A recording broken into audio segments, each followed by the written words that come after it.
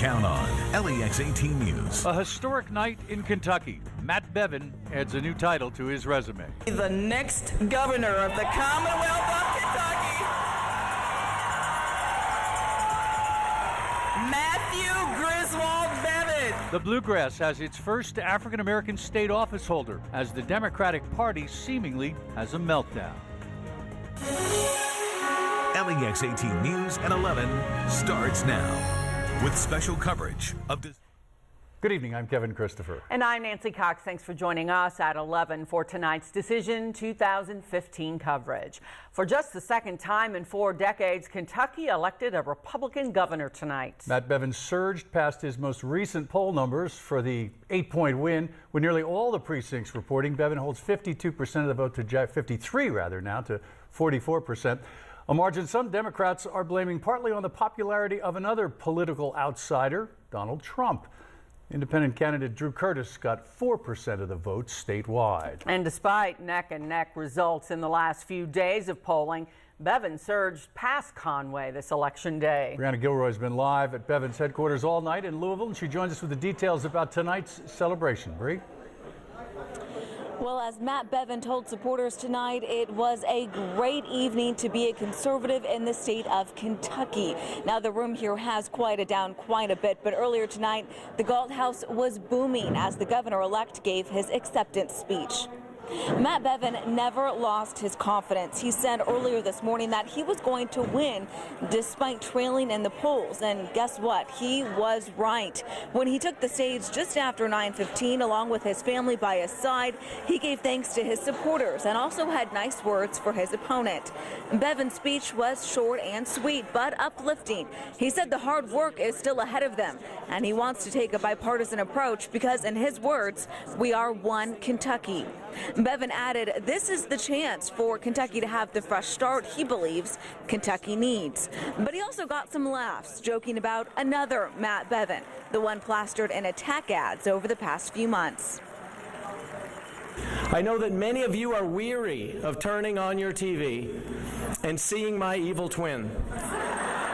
And so, I just want you to know I have asked him to move out of Kentucky. I have asked that guy.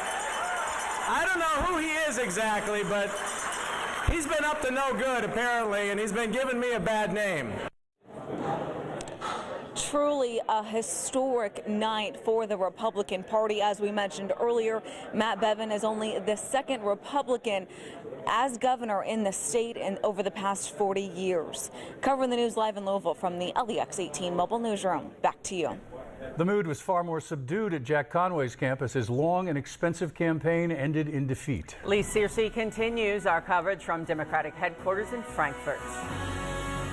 Well, crowds came here tonight expecting Jack Conway to be Kentucky's next governor. But when much of the state went red, this entire room was in disbelief. Just before 9 o'clock tonight, Conway made his first appearance of the night. The room was quiet as Conway and his family made their way to the stage. He says he called Matt Bevin minutes earlier to congratulate him. This is what he told him. A few moments ago, I placed a call to Governor-elect Bevin and wished him well. It was a cordial phone call. I told him that I remain positive about moving this state forward, and that if he ever needed any assistance, that this Democrat was at his disposal.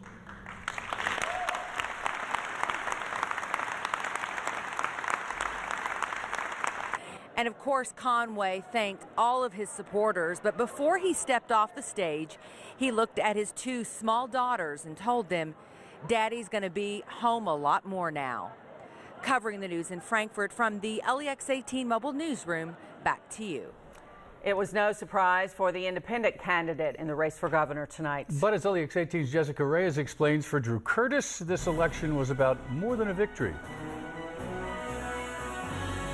It's possible to make a dent with very little resources. But tonight, the dent was not big enough to make a difference in the race for governor for the Lexington native and owner of the website Fark.com.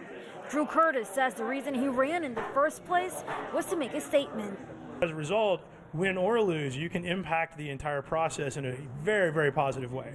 And so that's why I would recommend people take a shot at it, because again, if we don't do this ourselves, who will? Curtis says while he didn't walk away with the victory, this experience has been worthwhile and believes his goal to bring change was accomplished. A number of people I've been reading on Twitter and Facebook today that tell me they voted for the first time today because of me. Curtis hopes his race has inspired others to follow in his footsteps.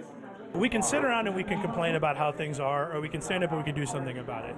And my recommendation would be to people at home who are capable of doing something like this, you should try to get involved. Covering the news in Lexington, Jessica Reyes, LEX 18 News. The entire nation was also watching Kentucky's governor race and the way Matt Bevin's campaign won it. LEX 18's political analyst Bob Babbage is here with why what happened tonight is part of an anti-establishment wave, Bob. We're seeing this in the Republican debates, in the Democrat national primary as well, with Bernie Sanders, Donald Trump, Carly Fiorina, Ben Carson. Those who aren't in the voters' minds are getting the attention, and they're at the top of the polls. So all this time that Conway was ahead in that Bluegrass poll, and those folks may want to take another look at their polling, there was this notion that something was out there. The Obama factor, the voter anger, the anti-establishment mood, overall something percolating with voters that certainly showed up in the vote today. Talk about the difference in the money spent here. As we said earlier, whoever spends the most money usually wins. Not tonight. Right. You spend the most, you win the most. That's pretty much the rule. And we go for experience a lot. We say we're dissatisfied, but still voters vote for experience. They did not today.